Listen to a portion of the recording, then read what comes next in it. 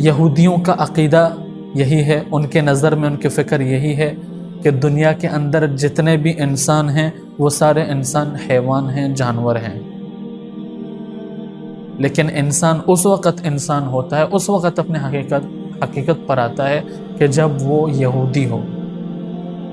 جب تک یہودی ہے صحیح ہے، یہودی نہیں ہے تو پھر وہ انسان نہیں ہے بلکہ حیوان ہے۔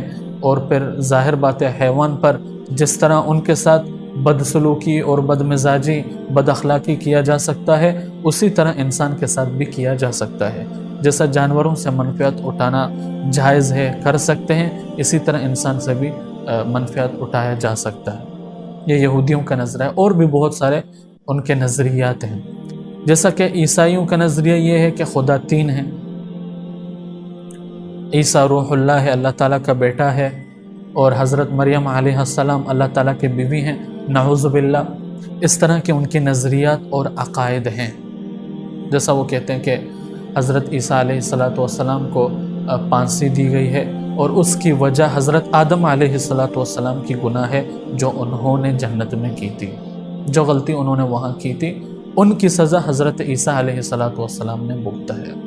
لہٰذا ہم آزاد ہیں، ہم جو بھی کرتے ہیں ہمیں کسی طرح کی کوئی سزا اور کوئی ہمارے ساتھ ہمارا کوئی سزا نہیں ہے، کوئی حساب کتاب بھی نہیں ہے، اور ہم جنتی لوگ ہیں۔ ان کا نظریہ یہی ہے عیسائیوں کا۔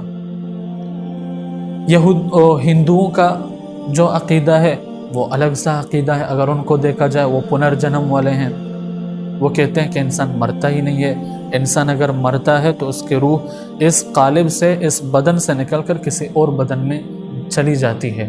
یہ اس وقت ہوتا ہے کہ جب کسی انسان کے اوپر کچھ ادار ہوں، کچھ قرض ہوں، یا اس نے کسی کام کو ادھورا چھوڑا ہے، اب وہ کام کو پورا کرنا چاہتا ہے تو اس کو پھر سے پیدا کر دیا جاتا ہے، پھر سے وہ پیدا ہوتا ہے، پھر سے وہ اپنی زندگی گزارتا ہے۔ اس لیے کہتے ہیں، اور ان کا عقیدہ اور نظریہ بھی یہی ہے، وہ کہتے ہیں کہ دیکھو بھئی اس جنم میں اچھے کام کرو گے تو اگلے جنم میں آپ اچھا پیدا ہوگے، اچھے ہوں گے، اگر اس جنم میں برے کام کرو گے تو اگلے جنم میں بھی آپ کے ساتھ برائی ہوگی۔ جیسے وہ کہتے ہیں کہ کتا جو ہے یہ پچھلے جنم میں انسان تھا، لیکن اس نے یہ کام کیا، یہ کتا بن گیا، یا جی یہ جو کتا ہے اگر یہ اچھا کام کرے، یہ کرے وہ کرے، تو پھر وہ اگلے جنم میں انسان پیدا ہوگا، اچھا ہوگا، خوبصورت ہوگا۔ یہ اس طرح کے یہ ایک باطل عقائد اور نظریات ہیں، اگرچہ باطل ہیں لیکن عقائد اور نظریات ہیں جو کہ انسان کو حد میں رہنے کی درس دیتے ہیں۔ جیسا کہ بدھ مت ہے اور دیگر بھی مذہب ہیں جن کا عقائد ہے۔